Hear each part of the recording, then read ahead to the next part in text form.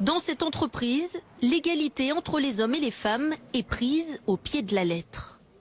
Isabelle est la responsable des rémunérations. Chaque année, dit-elle, les écarts de salaire sont gommés. On a depuis plus de 10 ans, chaque année, un budget spécifique qui est dédié à la correction des écarts de salaire entre les hommes et les femmes. Sur 10 000 salariés, l'index de l'égalité femmes-hommes de son entreprise approche donc la note maximale de 100.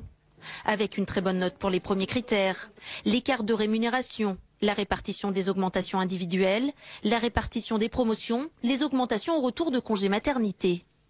En revanche, moins bonne note pour le dernier point, le nombre de personnes du sexe sous-représenté parmi les 10 plus hautes rémunérations. On est dans le milieu du barème. En cause, les difficultés de recrutement. Les technologies de l'énergie attirent plus d'hommes que de femmes.